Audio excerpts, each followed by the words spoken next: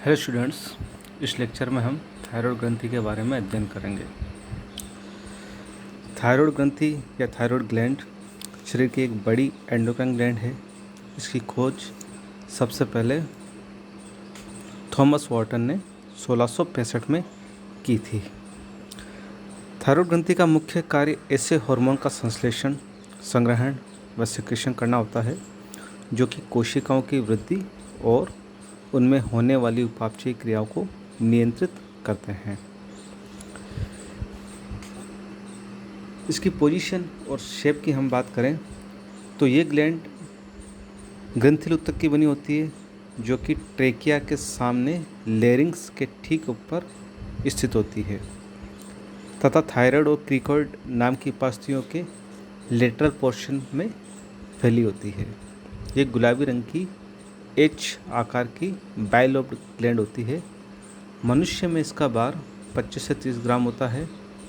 इनकी दोनों पालियाँ या लोब्स एक कनेक्टिव टिश्यू की एक सक्रिय पट्टी से आपस में कनेक्टेड होती है जिसे इस्थमस कहते हैं। जैसा कि इस डायग्राम में आप देख रहे हैं कि ये राइट थायराइड ग्लैंड लोब है, ये लेफ्ट लोब है और ये जो दोनों लोब है ये एक कनेक्टिव टिश्यू की जो पट्टी होती है जिसे इस्थमस कहते हैं उसके द्वारा ये अटैच होती है और ये ट्रेकिया के ऊपर ये ग्लैंड प्रेजेंट है। उसके बाद हम बात करते हैं इसके डेवलपमेंट का कि भ्रूण में इस ग्रंथि का विकास कैसे होता है।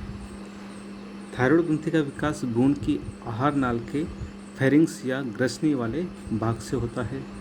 सबसे पहले एम्ब्रियो या भ्रूण में ग्रसनी भाग से जीभ के आधार भाग से एक प्रवर्ध निकलता है जिसको हाइपोग्लोसल डक्ट कहते हैं। इसका जो डिस्टल एंड होता है दूरस्थ सिरा वह ग्रोथ करके द्विपालित या बाइलोब हो जाता है और ये फिर जीभ से अलग होकर एक एंडोक्राइन ग्लैंड बन जाता है। तो हम बात करते हैं इसकी हिस्टोलॉजी की, यानी इसकी जो आंतरिक संरचना होती है वो कैसी होती है। तो यह जो ग्रंथि होती है अनेक छोटे छोटे गोलाकार खोखली थैलीनुमा स्ट्रक्चर की बनी होती है जिन्हें फॉलिकल्स या पुटिकाएँ कहते हैं। ये जो फॉलिकल्स होते हैं ये ढीले से कनेक्टिव टिश्यू में सस्पेंडेड होते हैं और इस कनेक्टिव टिश्यू को स्ट्रोमा कहते हैं। स्ट्रोमा में कहीं कहीं कोशिकाओं के ठोस गुच्छे भी पाए जाते हैं जिन्हें पैरा फॉलिकुलर सेल्स या सी सेल्स कहते हैं। ये जो फॉलिकल्स होते हैं थायराइड ग्लैंड में, इनकी जो वॉल होती है वो घनाकार या क्यूबोइडल कोशिकाओं के एक स्तर से बनी होती है और फॉलिकल्स की जो गुहा होती है, अंदर की ल्यूमन होती है, उसमें एक जेली समान कोलाइडल लिक्विड भरा होता है जिसे आयोडोथायरोग्लोबुलिन कहते हैं। ये ग्लाइकोप्रोटीन होता है। ये जो आयोडोथायरोग्लोबुलिन है ये ग्लाइकोप्रोटीन होता है तथा ये ग्रंथि अधिक वेस्कुलर होती है या समनी होती है। ये डायग्राम है, इसमें आप देख सकते हो कि ये स्ट्रक्चर है थायराइड ग्लैंड का। अपन टीएस अगर देखेंगे तो उस तरह का दिखेगा। यहाँ भी जो सर्कुलर स्ट्रक्चर दिख रहे हैं ये फॉलिकल्स है या पुटिकाएँ। हम देख सकते हैं कि इन फॉलिकल्स या पुटिकाओं की जो दीवार है वो एक कोशिका मोटी होती है और ये कोशिकाएँ क्यूबोइडल या घनाकार होती है। इन पुटिकाओं के मध्य में एक ग्लाइकोप्रोटीन पदार्थ भरा रहता है जिसे आयोडोथायरोग्लोबुलिन कहते हैं।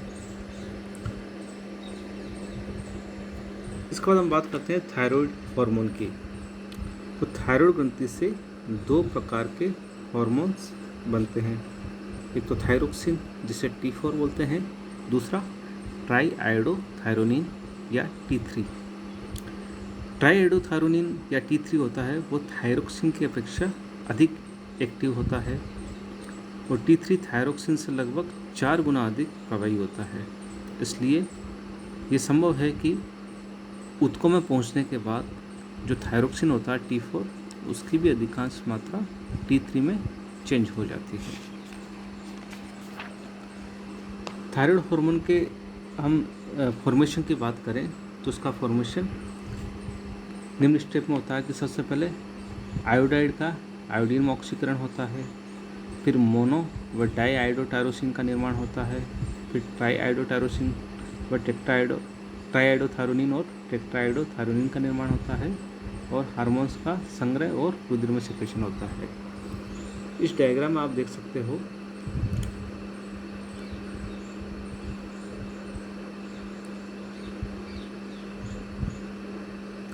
ये फॉलिकल की सेल्स है, जो थायराइड का फॉलिकल्स है उसकी सेल है।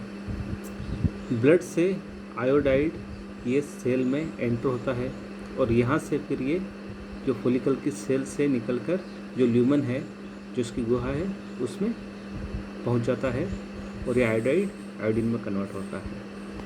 ये जो आयोडीन होता है ये एक ग्लाइकोप्रोटीन जिसको थायरोग्लोबुलिन कहते हैं, उसमें जो टायरोसिन एमिनो एसिड्स होता है उसके साथ अटैच होता है।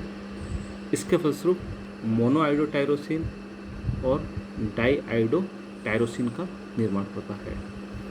ये जो MIT या मोनोआयोडोटायरोसिन और डाईआयोडोटायरोसिन होता है उनमें कपलिंग रिएक्शन होती है, यानी ये आपस में संघनित होते हैं। और जब संघनन होता है तो दो प्रकार से होता है। जब एक MIT और एक DIT आपस में संघनित होते हैं तो T3 या ट्राईआयोडोथायोनिन बनता है। जब दो DIT यानी डाईआयोडोटायरोसिन संघनित होते हैं तो T4 या थायरोक्सिन का निर्माण होता है। उसके बाद ये जो आयोडोथायरोग्लोबुलिन होता है वो एंडोसाइटोसिस द्वारा वापस फॉलिकल जो सेल होती है उसमें प्रवेश कर जाता है। प्रवेश करने के बाद ये जो आयोडोथायरोग्लोबुलिन होता है इसमें से T3 और T4 ये रक्त में मुक्त कर दिए जाते हैं और ये जो थायरोग्लोबुलिन है वह वापस आगे और अधिक मात्रा में T3 और T4 निर्माण के लिए काम आ जाता है। तो इस प्रकार ये प्रोसेस होता है थायराइड हार्मोन के फॉर्मेशन का, निर्माण का। उसके बाद हम बात करते हैं फंक्शंस ऑफ थायराइड हार्मोन के, कि थायराइड हार्मोन क्या कार्य करता है। तो जो थायराइड हार्मोन का कार्य होता है वो मेटाबॉलिज्म पे भी होता है, ग्रोथ पे भी होता है, गैस्ट्रोइंटेस्टाइनल ट्रैक्ट पे भी होता है, nervous system, hair skin, metamorphosis और मोल्टिंग पे होता है। हम बात करते हैं मेटामॉर्फोसिस को थायराइड हार्मोन कैसे प्रभावित करते हैं। तो ये जो हार्मोन है T3 और T4 ये प्रोटीन उपापचय को प्रभावित करते हैं। प्रोटीन को कैसे प्रभावित करते हैं कि थायराइड हार्मोन प्रोटीन के उपचय तथा अपचय यानी एनाबॉलिज्म और कैटाबॉलिज्म दोनों को ही प्रभावित करते हैं। सामान्य स्थिति में जो थायरोक्सिन और T3 प्रोटीन संश्लेषण की क्रिया में वृद्धि करते हैं।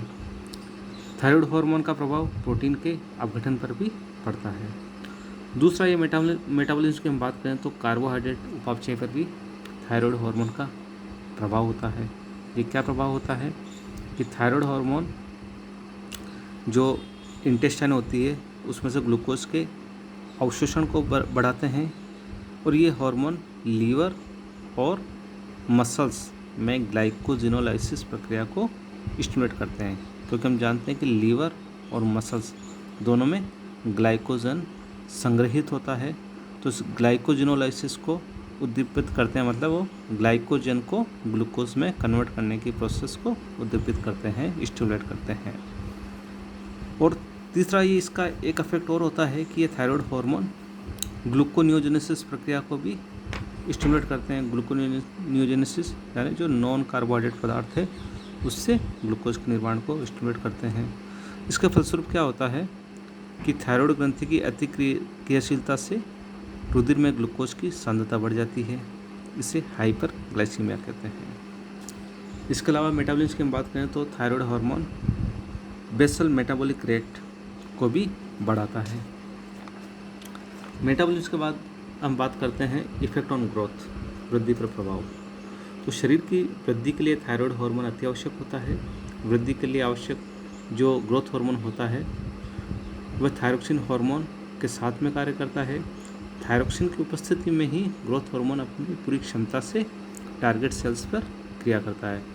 थायराइड हार्मोन का वृद्धि पर प्रभाव बच्चों में देखा जा सकता है।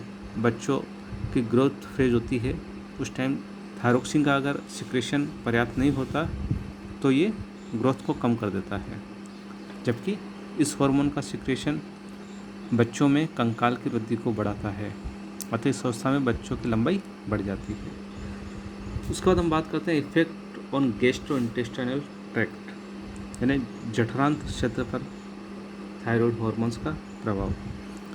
थायरोक्सिन पाचक रसों के सिक्रेशन की दर को बढ़ाता है, साथ ही ये गैस्ट्रोइंटेस्टाइनल ट्रैक्ट की गतिशीलता को भी यानी मूवमेंट को भी बढ़ाता है। थायराइड के अतिस्रावन से भूख में वृद्धि होती है, जिसके कारण अधिक आहार ग्रहण करता है। उसके बाद इफेक्ट ऑन नर्वस सिस्टम की हम बात करें, तंत्रिका तंत्र पर प्रभाव की, तो थायरोक्सिन तंत्रिका तंत्र के प्रमस्तिष्क कार्य को बढ़ावा देती है, जबकि इस हार्मोन की कमी तंत्रिका तंत्र की क्रिया को कम करती है। थायराइड हार्मोन की अति क्रियाशीलता, उत्तेजनशीलता व अधीरता बढ़ाती है। जो भ्रूण और नवजात शिशु होते हैं उनमें थायराइड की अल्प सक्रियता के कारण सिनेप्स का परिवर्धन तथा न्यूरॉन का माइलिनेशन पूरा नहीं हो पाता है, इसलिए इन शिशुओं में मानसिक विकास पूर्ण नहीं हो पाता। इसलिए शिशुओं में मानसिक विकास के लिए थायराइड हार्मोन अति आवश्यक होते हैं। उसके बाद हम बात करते हैं effect on hair and skin की, तो त्वचा पर थायराइड की अल्प क्रियाशीलता से त्वचा सूखी, पीलापन लिए तथा ठंडी रहती है, साथ ही बालों पे भी ये विपरीत प्रभाव डालता है थायराइड हार्मोन की कमी के कारण। फिर हम बात करते हैं इफेक्ट ऑन मेटामॉर्फोसिस अर्थात कायांतरण पर प्रभाव। बहुत से जो वर्टिब्रेट्स एनिमल होते हैं उनमें थायराइड स्राव के अभाव में जो लार्वा होता है वो सामान्य वयस्क अवस्था तक नहीं पहुंच पाता है। फॉर एग्जांपल जो मेंढक के जो टेडपोल लार्वा होता है उनका वयस्क में जो रूपांतरण होता है जिसको कायांतरण कहते हैं, उसके लिए थायराइड हार्मोन अति आवश्यक होता है। यदि इस अवस्था में आयोडीन की कमी होती है तो थायराइड हार्मोन की भी कमी होगी, उसके फलस्वरूप लार्वा वयस्क अवस्था में चेंज नहीं हो पाता, यानी मेटामॉर्फोसिस नहीं हो पाता। इसका इफेक्ट ऑन मोल्टिंग यानी निर्मोचन पर प्रभाव। थायरोक्सिन निर्मोचन को भी प्रभावित करता है। थायरोक्सिन यूरोडेला प्राणियों की त्वचा के निर्मोचन को सीधे ही प्रभावित करता है और थायराइड का जो उच्छेदन होता है उससे निर्मोचन क्रिया रुक जाती है। तो इस प्रकार में देखा कि थायराइड हार्मोन कई प्रकार के कार्य करते हैं। इसके बाद control of thyroid hormone secretion की हम बात करें तो थायराइड हार्मोन का सिक्रेशन जो हाइपोथैलेमस होता है उससे जो सिक्रेट होने वाला थायरोट्रोपिन रिलीजिंग हार्मोन होता है उससे भी प्रभावित होता है, और TSH जो कि पीयूष ग्रंथि से सिक्रेट होता है वो भी थायराइड हार्मोन के सिक्रेशन को प्रभावित करता है, और कोल्ड का भी यानी सर्दी का भी इसका प्रभाव होता है। जो सबसे पहले हम बात करते हैं थायरोट्रोपिन रिलीजिंग हार्मोन जो कि हाइपोथैलेमस से मुक्त होता है। जब ये हार्मोन मुक्त होगा तो ये थायराइड ग्रंथि से T3 और T4 के सिक्रेशन को भी बढ़ाएगा। इसी प्रकार जो पीयूष ग्रंथि से TSH या थायराइड स्टिमुलेटिंग हार्मोन सिक्रेट होता है उसकी मात्रा अगर अधिक होगी तो T3 और T4 का सिक्रेशन भी बढ़ता है। साथ ही एक जो नेगेटिव फीडबैक मैकेनिज्म भी यहाँ काम करती है वो ये है कि रक्त में अगर T3 और T4 का स्तर अगर बढ़ जाता है, सामान्य से अधिक होता है, तो उसका नेगेटिव फीडबैक होता है और इसके फलस्वरूप TSH और थायरोट्रोपिन रिलीजिंग हार्मोन का सिक्रेशन कम हो जाता है और अल्टीमेटली जो थायराइड ग्रंथि से जो थायराइड हार्मोन्स होता है उनका सिक्रेशन भी कम हो जाता है। नेक्स्ट है इफेक्ट ऑफ कोल्ड, यानी सर्दी के प्रभाव में थायराइड हार्मोन का सिक्रेशन अधिक हो जाता है।